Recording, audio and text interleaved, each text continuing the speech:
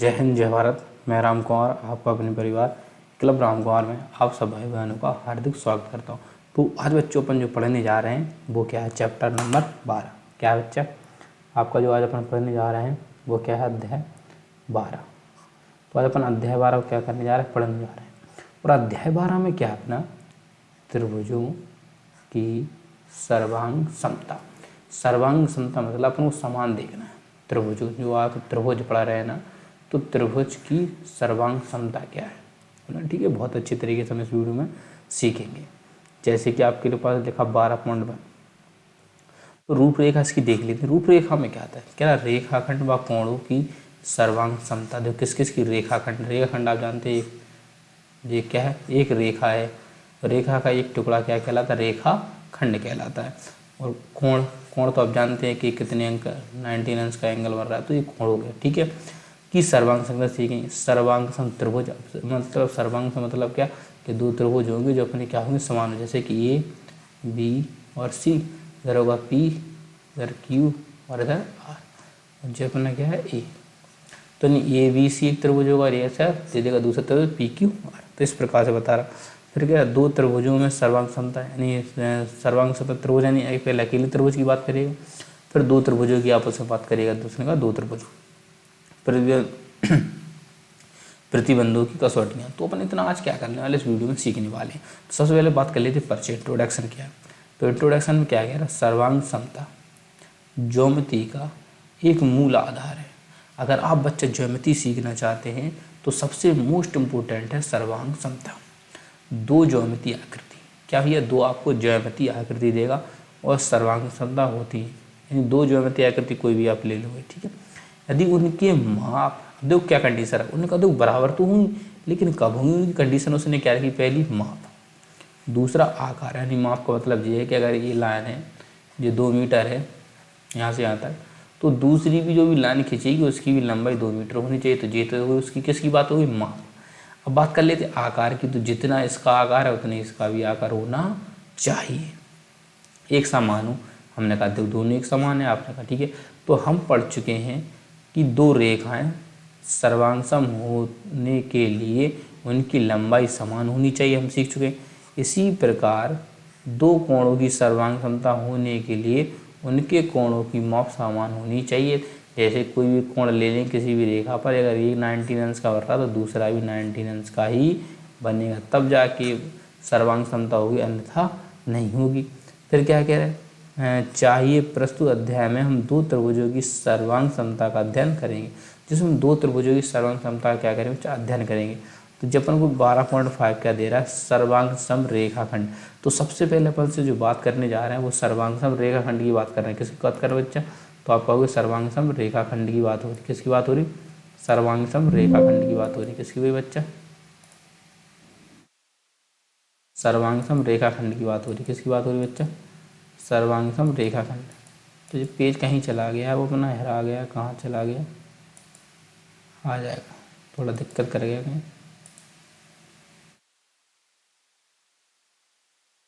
सर्वांग सम जो चल रहा था अपना, कहीं नहीं, थोड़ा वो हो जाता है,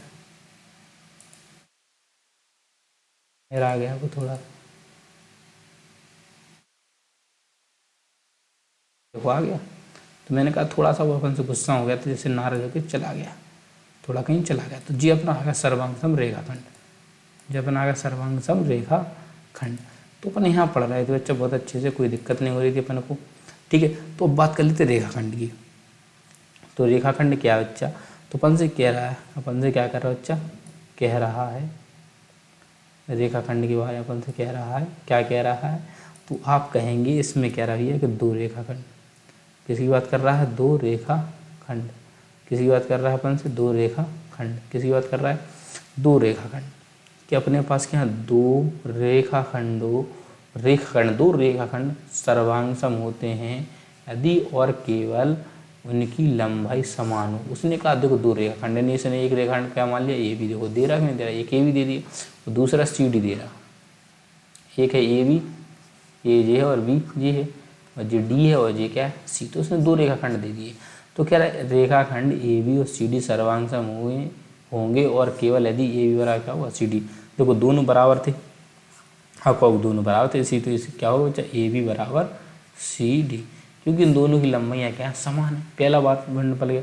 अब 12.3 क्या कह रहा है अपन से कि सर्वांगसम कोण। अब सर्वांगसम कोण के बारे में, कोण किस प्रकार से मापते हैं, तो इसमें क्या होता है, दो कोण सर्वांगसम होंगे और केवल यदि उनकी माप समान हो। क्या हो बच्चा, माप समान हो, जैसे कि जितने अंश का जे कोण बन रहा है उतने अंश का इसमें भी कोण बन रहा है। और जे त्रिभुज क्या है, सी ए बी सी, जे क्या है पी क्यू आर, ये त्रिभुज क्या है, त्रिभुज ए बी सी, और ये त्रिभुज क्या है पी क्यू आर, ये त्रिभुज है पी क्यू आर, ये त्रिभुज क्या है ए बी सी। ठीक है, तो आशा करता हूँ आप समझ में रहे होंगे। इसीलिए देखो, तो इसमें क्या होगा, अर्थात ये क्या है, त्रिभुज ये कोण बी ए सी, यानी जो कोण कहाँ ए पे बन रहा है कि नहीं बन रहा, तो इसीलिए बीच में जो लिखा हो रहता है उसका मतलब क्या होता है, इस पर कोण बन रहा है। इस पर क्यू भी लिखा बीच में, मतलब देखो उसमें क्यू पे कोण बन रहा है, ये दर्शाता है कि नहीं, मैंने आपको पहले सिखाया था। तो सर्वांगसम होंगे यदि एम बी ए सी और M L P Q R, ये क्या नियतांक मान लिया एम को, तो एम से तो एम कट जाएगा, तो क्या बचेगा, कोण बी ए सी, कोण बी ए सी बराबर कोण पी क्यू आर। तो ये कोण आपस में क्या होगा बच्चा, बराबर हो गए, ये कोण आपस में क्या हो गए बच्चा, बराबर हो गए। अब बात कर लेते 5.4, जो कह रहा है दो त्रिभुज की सर्वांग समता। अब मान लो दो त्रिभुज लोगे, तो हमने कहा दो त्रिभुज सर्वांगसम होंगे यदि केवल एक त्रिभुज और दूसरे त्रिभुज इस प्रकार हो, यानी उसने कहा सर्वांगसम होंगे, लेकिन कुछ कंडीशन होगी वो आपको फॉलो करनी पड़ेगी, जैसे कि एक त्रिभुज और दूसरे त्रिभुज को इस प्रकार अध्यारोपित किया जाए, यानी अध्यारोपित किया जाए, यानी बनाया किया जाए, ताकि वह त्रिभुज दूसरे की पूरी तरह ढक ले। यानी का मतलब ये है कि ये एक त्रिभुज है, ये त्रिभुज है, अब मैं उसके ऊपर ऐसा एक त्रिभुज बनाऊं कि जे इसको क्या कर ले, ढक ले, ये इसको क्या कर ले, ढक ले, इसको क्या कर ले, ढक ले। जैसे कि ये देखो एक त्रिभुज आया और इसने इसको क्या कर लिया, पूरा देखो ढक लिया, ढक लिया कहीं ढक लिया। तो ऐसा ऐसा त्रिभुज है, तो जी वो जी अपन से कह रहा है कि अध्यारोपित किया जाए, यानी कि उसी के ऊपर क्या जाए, इसे विस्थापित किया जाए, ताकि वह दूसरे त्रिभुज को पूरी तरह से ढक ले। देखो इसने पूरा ढक लिया कहीं ढक लिया, आपने कहा ये ढक लिया, अर्थात दोनों त्रिभुजों की सर्वांगसम होने के लिए संगत कोण और भुजा बराबर होनी चाहिए। अब उसने कहा ठीक है अध्यारोपित तो कर लिया, लेकिन अब सर्वांगसम तब जब होगा जब उसके प्रत्येक कोण क्या हुई, और भुजा, क्या बच्चा, कोण और भुजा, कोण और भुजा। तो कोण और भुजा क्या होना चाहिए, बराबर होना चाहिए। उसने कहा क्या होना चाहिए, संगत कोण और एवं भुजा। तो दो चीज़ अपने पास अगर होंगी तो बच्चा को अपने क्या होंगे, सर्वांगसम होंगे। जैसे कि त्रिभुज ए बी, सर्वांगसम मतलब समान, सर्वांगसम मतलब समान, त्रिभुज ए बी सी लिए, त्रिभुज पी क्यू आर लिखा, तो ए बी सी होगा वो किसके अभिप्राय होगा, पी क्यू आर के। तो जो ए बी भुजा होगी, जैसे कि मैं आपको इधर बता देना चाहता हूँ, जैसे कि त्रिभुज जे है और एक त्रिभुज जे, जे मान लिया ए, ये मान लिया बी और ये मान लिया सी, जे मान लिया पी और ये मान लिया क्यू और ये मान लिया आर। अब ये कह रहा है कि ए बी सी बराबर पी क्यू आर, तो हमने कहा ए बी सी त्रिभुज किसके बराबर, पी क्यू आर के है। अब उसने कहा ए बी मतलब क्या है, जे भुजा, पहली भुजा का है ए बी, तो जे कितनी होगी, पी क्यू होगी कि नहीं होगी, तो देखो ये पी क्यू बराबर है। फिर उसने कहा बी सी, तो बी सी जे वाली है कि नहीं, नीचे वाली आर, तो बी सी इसमें किसके बराबर है, बी सी क्यू आर के, देखो क्यू आर के बराबर है कि नहीं, देखो क्यू आर। अब फिर क्या है, ए सी कह सकते हैं, इसे क्या कहेंगे, ए सी। तो जो ए सी है वो किसके बराबर है, पी आर, देखो पी आर के बराबर है कि नहीं, आपने कहा भैया बिल्कुल है। अब बात कर लेते कोण, तो कोण क्या होगा इसमें, कोण बी। पहले बात कर लेते कोण इसके बराबर होगा, कोण पी के। देखो कोण किसके, कोण के बराबर किसके, कोण पी के, किसके बराबर, कोण पी के, ठीक है। फिर तो कोण बी जे बन रहा है, तो कोण बी किसके बराबर, कोण क्यू के, समझ में आ रहा होगा। और कोण सी बराबर किसके है, कोण आर के, जो कोण सी है वो किसके बराबर है, कोण आर के, कोण सी किसके बराबर, आपको कोण सी किसके बराबर, कोण आर के, ठीक है। आ गया वो, आशा करता हूँ समझे। अब आगे देखते हैं इस चित्र में इसको किस प्रकार से इसको हल करना है। कुछ नहीं है, बहुत आसान है हल करना, बहुत आसान है हल करना। देखो जैसे चित्र हो आपको दर्शा रहा था आप कह रहे हैं हाँ ये दर्शा दो रहा है, तो जी वही देखो जो अपन ने हल कर लिया वही अपन को चीज़ बता रहा है कि तथा हम लिखते हैं कि त्रिभुज ए बी सी और त्रिभुज पी क्यू आर के यहाँ सर्वांगसम है। अगर एस जी बराबर लगा और जे ऐसा साइन बना तो जी क्या सर्वांगसम है। जैसे त्रिभुज ये बना दिया मैंने, और जे त्रिभुज जे ए कोण है, जो बी कोण है, यहाँ पर क्या है सी कोण है, ये क्यू कोण है, ये पी कोण है और ये आर कोण है। तो ये तीनों कोण होगा, तीन कोण आपस में बराबर होंगे। वजह क्या होगी, जी यहाँ से यहाँ तक की क्या है ए बी, जे क्या है ए सी और जे क्या है B C.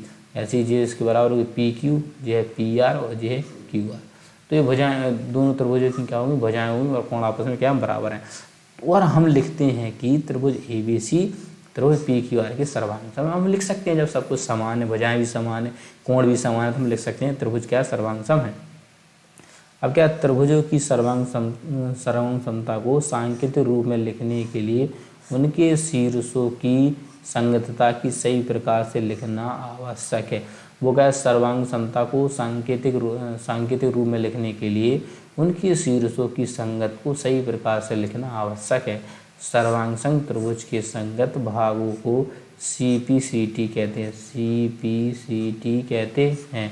Corresponding part of कॉन्जर्वेंट triangle में सूचित किया जाता है। क्या कहते हैं, सूचित किया जाता है। ठीक है, अब आशा करता हूँ आपको इतना समझ में आ गया। ठीक है, अब त्रिभुज के समुच्चय में सर्वांग समता संबंध। अब इसमें रिलेशन है, तो रिलेशन क्या, त्रिभुज बात कर ले। तो त्रिभुजों की सर्वांग समता की परिभाषा निम्न परिणाम द्वारा प्राप्त किया जा सकता है। तो यही परिणाम निकला, ये परिणाम निकले कि नहीं निकले आपके। तो इसी से तो क्या निकाला है, देखा पहला पॉइंट कह रहे हैं कि प्रत्येक त्रिभुज स्वयं सर्वांग समता होता है। पहले जो त्रिभुज रहता है वो अपने आप ही में एक सर्वांग समता रहता है। अर्थात त्रिभुज ABC किसकी सर्वांग समता है, त्रिभुज ABC और ABC, यानी स्वयं में ही वो क्या रहता है, एक सर्वांग समता रहता है जो स्वयं में क्या, अच्छा स्वयं में ही सर्वांग समता रहता है। दूसरी कंडीशन क्या है कि त्रिभुज ABC त्रिभुज किसके बराबर होगा, PQR। जैसे कि त्रिभुज ने कहा कि त्रिभुज ABC बराबर क्या है, त्रिभुज PQR। तो फिर इसे हम लिख सकते हैं, ये भी तो लिख सकते हैं त्रिभुज PQR किसके बराबर होगा, आप कहोगे त्रिभुज ABC। जब इसके बराबर ये हो सकता है तो इसके बराबर ये नहीं हो सकता, आपने कहा बिल्कुल हो सकता है। दूसरा पॉइंट समझ में आया।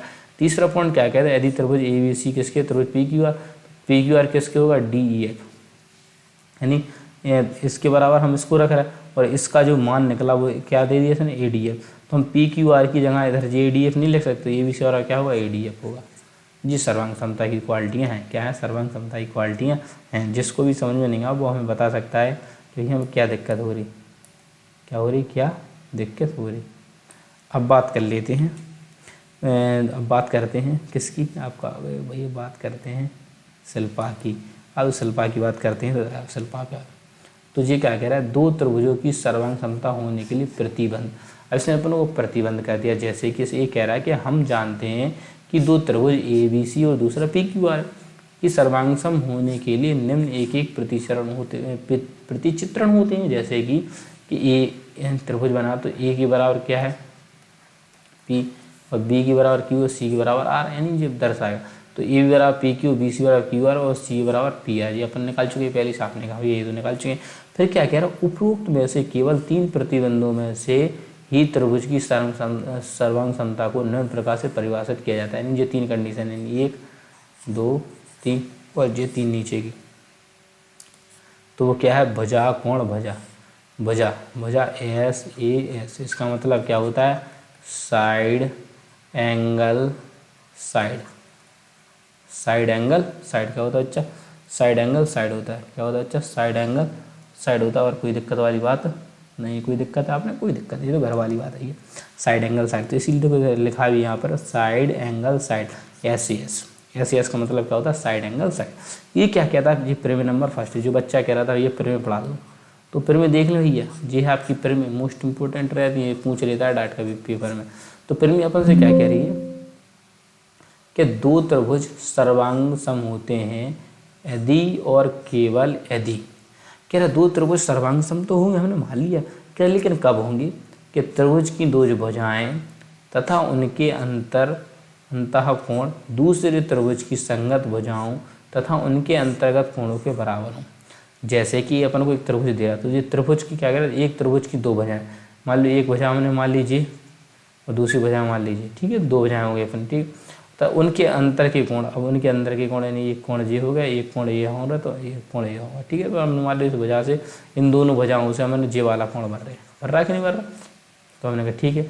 तो कोण और दूसरी भुजा की संगत भुजाओं तथा उनके अंतर्गत कोण, और दूसरी भुजा संगत में क्या थी,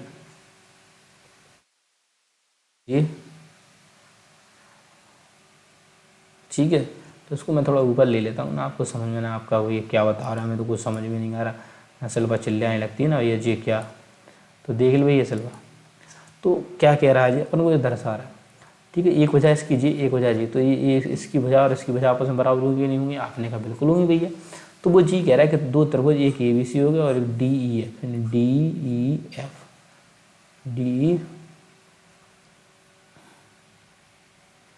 DEF हो गया। कह रहा है AB बराबर D, यानी AB जी वाई दूरी है वो DE के बराबर, आपने कहा है। मैंने कहा AC बराबर DF, तो यानी ACF बराबर DF है, बिल्कुल है। फिर उसने कहा त्रिभुज ABC, त्रिभुज EFD, त्रिभुज ABC और त्रिभुज DEF, ठीक है। DEF सिद्ध करना है, तो अब सिद्ध करना है अपन को, तो अपन ने लिखी पहले उत्पत्ति। तो उत्पत्ति क्या है कि त्रिभुज ABC और त्रिभुज DEF के ऊपर इस प्रकार रखें कि AB DE ऊपर शीर्ष AD के ऊपर B के ऊपर आए तथा कोणे और कोणी क्या हो बराबर। यानी उसने कहा कि हम इस प्रकार इसको अध्यारोपित करें कि ए के ऊपर क्या है D, यानी जी वो है तो इसके ऊपर इसको ऐसे रखें कि इसके ऊपर क्या आ जाए D, और B के ऊपर क्या आया तो आपको B के ऊपर E आ जाए। मैंने कहा C के ऊपर क्या है तो आपने कहा C के ऊपर F आ जाए। ये कंडीशन बताई उसने, हमने कहा ठीक है। और तथा कोणे और कोणी बराबर होंगे, यानी जी कोण ए यहाँ बन रहा था, कोण DJ बन रहा था, ये आपस में क्या होंगे बच्चा, बराबर होंगे। क्या होंगे, बराबर होंगे। और चूँकि कि AC और DA के ऊपर आएगी, और जो AC और AC और DF के ऊपर आएंगी, क्योंकि AC DF इसलिए है कि AC DF अर्थात CF के ऊपर आएगा। जो DF है वो CF के ऊपर आएगा, यानी जो C है ये हमारा क्या है C, और ये क्या है F। यहाँ क्या हो जाती है आपका हो F क्या होगी बच्चा, F हो जाती है। क्या कह रहा है, AC CF के ऊपर आएगी, C और F के ऊपर आएगी, और अब BE तथा CF के ऊपर आएगा, इसीलिए BC बराबर EF। अब ये कह रहा है कि BE के तथा CF के ऊपर आएगा। BE यानी B और E और C और F जो चली जाता, CF के ऊपर आएगा, इसीलिए BC बराबर EF, यानी BC बराबर EF, यानी जो बेकरा BC बराबर क्या हो जाएगा अपना EF। यहाँ से ले लिया अपन ने बच्चा, ठीक है। तो चूंकि त्रिभुज ABC और DE पूर्णता से ढकेगा, पूर्णता से इसको क्या कर लेगा जी, ढक लेगा इसके ऊपर, ठीक है। तब सर्वांग समता की परिभाषा क्या होगी, त्रिभुज ABC बराबर त्रिभुज DEF। ये अपन को सिद्ध करना, तो ये क्या होगा, सिद्ध कर रहे होगी। तो कोई दिक्कत वाली बात बच्चा नहीं है। इसी प्रकार से हमने क्या कर समझ सकते हैं। अब देखो आगे, देखो क्या होता है आगे और है। अभी तो क्या पिक्चर बाकी है मेरे दोस्त, पिक्चर क्या है बाकी है मेरे दोस्त, क्या दिक्कत देखो। तो अपन को इतना चीज़ समझ में आ गई, मैं कह रहा हूँ आपको अच्छे से। कोई फिर भी कोई दिक्कत हो तो मैं कमेंट जरूर करें। अच्छा, जैसे कि अब बात कर लेते विशेष, कह रहा है SCS सर्वांग समता भुजाओं बराबर के बीच एक कोण बराबर होना चाहिए, अन्यथा त्रिभुज सर्वांग नहीं होगा। वो क्या कह रहा है, SCS सर्वांग सम में बराबर भुजाओं के बीच का कोण बराबर, जैसे मान लो 2 मीटर की है, वैसे भी 2 मीटर की, तो और ये 3 की है, और ये भी क्या बच्चा 3 की। तो जो ये कोण बन रहा है तो उसकी जो भुजाएं बराबर होंगी, तभी इसके बीच का कोण क्या होगा, बराबर होगा। जैसे उसने कहा बराबर भुजाओं के बीच का कोण बराबर, जितनी बराबर भुजाएं होंगी तभी बराबर क्या होगा, कोण होगा, अन्यथा त्रिभुज सर्वांग सम नहीं है। और अगर ऐसा नहीं करता है तो वो सर्वांग सम भी नहीं है। जैसे कि 12.7 भुजा कोण भुजा सर्वनाम के कुछ अन्य प्रयोग, भुजा कोण भुजा साइड एंगल्स साइड। क्या कह रहा है, प्रमेय नंबर 1, त्रिभुज में समान भुजाओं के सम्मुख कोण बराबर होते हैं। क्या है, त्रिभुज में समान भुजाओं के सम्मुख कोण बराबर होते हैं। अपने का बिल्कुल होंगे, गलत बात थोड़ी है। जैसे कि हमने एक त्रिभुज ले लिया, त्रिभुज क्या ले लिया, ABCD, ABCD से करेंगे बात, ठीक है बच्चा। क्या करेंगे, ABCD से बात करेंगे। सल्पा तो करनी रही, थोड़ा सा हिल जाता तो इसी वजह दिक्कत आ जाती बच्चा, और कोई दिक्कत वाली बात नहीं है, ठीक है। तो घबराए ना, ये तो घर की बातें होती रहती हैं, ठीक है। तो ये क्या, त्रिभुज ABC ले लिया, ABC, AB बराबर AC, यानी AB बराबर जो भुजा होगी वो ए वाली भुजा और ए वाली भुजा आपस में बराबर होगी कि नहीं होगी। आपने कहा बिल्कुल होगी। वो जी तो कह रहा AB क्या AB बराबर कोण C बराबर कोण B। वो जो कोण C है वो कोण बी के बराबर होगा कि नहीं हुआ? आपने कहा भैया बिल्कुल हुआ, ये तो कुछ में कोई पूछी बात है। सिद्ध करना कोण सी बराबर कोण बी, सिद्ध करना कोण सी बराबर कोण। रचना, ए का समद्विभाजक एडी बना, ए का समद्विभाजक, जिससे हम जैसे दो भागों में जहाँ से इसको बांट रहे हैं तो समद्विभाजक जो बिंदु बनेगा उसको किसको बनाना है? डी को। डी पर मिलता है। उत्पत्ति त्रिभुज ए बी डी व ए सी डी, उत्पत्ति किससे हो रही? A B D, A B D, दो त्रिभुज बनेगा। एक त्रिभुज क्या हो गया? ए बी डी, यहाँ से लेकर यहाँ तक, और दूसरा क्या होगा? ए डी सी, दूसरा त्रिभुज क्या होगा? ए डी सी, और ये क्या होगा? A B D. ठीक है, तो इस प्रकार से अपने समझ में आ गया। अब ये कह रहा है कि ए बी बराबर ए सी, वो तो हम ए बी बराबर ए सी तो होगा ही, और बी ए डी जो वाला बी ए डी जे वाला कौन बन रहा है? तो कोण सी ए डी, तो इसका इधर का इधर आधा हिस्सा निकाह हो गया जी वाला, और आधा निकाह हो गया। ठीक है बच्चा, तो ए डी बराबर क्या होगा? ए डी, तो दिया है रचना से अवैनिष्ठ।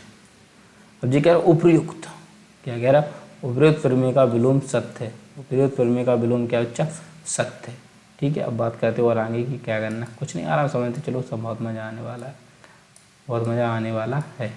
मज़ा मिलेगा, मिलेगा, इतना मिलेगा जितना आप सपने में नहीं सोच सकते। देखो अब आगे 12.8, अब आगे 12.8, तो 12.8 में क्या कह रहा है वो हमसे? अब आपका ये वो हमसे कुछ कहता है तो नहीं, अरे बहुत कुछ कहता है, तुम सुनते गाओ। क्या कह रहा है कि समकोण कर्णभुजा सर्वांग समता, राइट एंगल हाइपोटेनस साइड जैसे कि प्रमेय। क्या कह रहा है?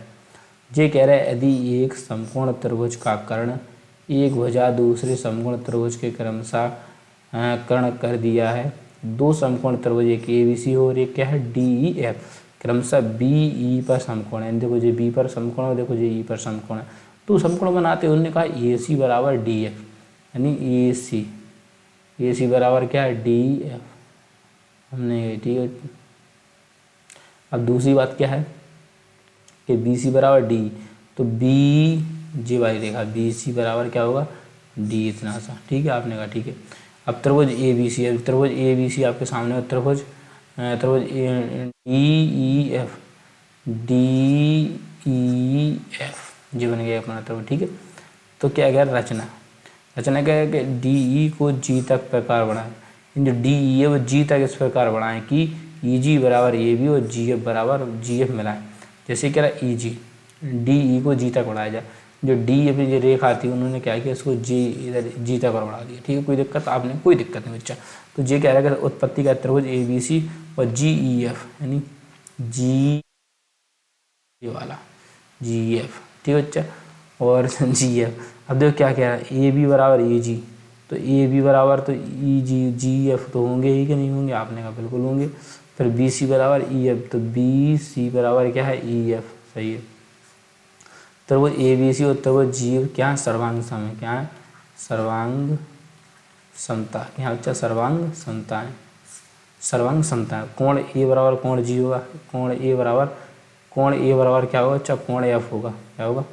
कोण एफ होगा। कोण सी बराबर जी एफ, कोण सी बराबर जी एफ, कोण सी बराबर क्या बच्चा? जी एफ। फिर क्या है? कोण ए सी बराबर क्या है? जी एफ है कि नहीं? आपने कहा बिल्कुल भैया, इसमें कौन सी पूछने वाली बात है? कौन सी पूछने वाली बात है? अब ए सी बराबर हो गया जी एफ, और ए सी बराबर जी एफ, और ए सी बराबर डी एफ, और डी एफ बराबर जी एफ, और जी डी बराबर जी जी। समीकरण के बाद 3 समीकरण। ए बराबर क्या है? कोण डी, ए बराबर क्या है? कोण डी, ए बराबर क्या है आपका? ये कोण डी, क्या है? कोण डी। तो कोई दिक्कत नहीं, कोण डी से निपट लेंगे अपन। क्या करेंगे? कोण डी से निपट लेंगे भैया, डी से, कोई दिक्कत वाली बात नहीं। कि रख हौसला मंजर भी आएगा, प्यासे के पास चलकर समंदर भी आएगा, क्यों ना बैठे तख्ते मंजिल के मुसाफिर, मंजिल मिलेगी और मंजिल मिलने का मज़ा भी आएगा। तो बस उसी मज़े के साथ मेहनत करूँ और आपको सफलता ज़रूर मिलेगी। जैसे कह रहा, अब इसने यहाँ तक आप कह रहा, अब क्या कह रहा अपन से कि अब त्रिभुज ए बी सी और डी ई एफ में कह रहा कोण ए बराबर कोण डी, कोण बी बराबर कोण ई, कोण ए बी बराबर क्या होगा? D F. यानी ये दर्शा रहा है कि कोण ए बराबर तो क्या कोण डी रख दिया, फिर कोण बी बराबर क्या निकला? कोण ई निकला, और ई निकला कि निकला? कोण बी बराबर ई, तो ये कह रहा कोण ए, तो ये कह रहा कोण ए प्लस के कोण बी, बी बराबर कोण डी बराबर क्या है कोण ई। कोई दिक्कत आपने, कोई दिक्कत नहीं। अब इसको लिख सकते 180 माइनस कोण सी, बदली का तो क्या मतलब कोण ए बता, जैसे इसको लिखेंगे 180 माइनस कोण एफ।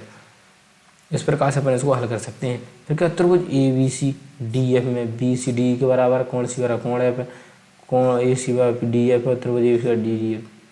फिर ये क्या कह रहा है कि दो त्रिभुज अपन अगर मान लेते हैं तो दो त्रिभुज सर्वांग सम होते हैं यदि और केवल एक त्रिभुज की दो भुजाएं और उनके अंतर्गत कोण, या तो कोण उनके बराबर होने चाहिए, कोण बराबर होंगे तो भुजाएं बराबर होंगी और भुजाएं बराबर होंगी तो कोण बराबर होंगे आपस में। ठीक है बच्चा, केवल एक त्रिभुज की दो भुजाएं तथा उनके अंतर्गत कोण दूसरे त्रिभुज की संगत भुजाओं और उनके अंतर्गत कोण बराबर होने चाहिए।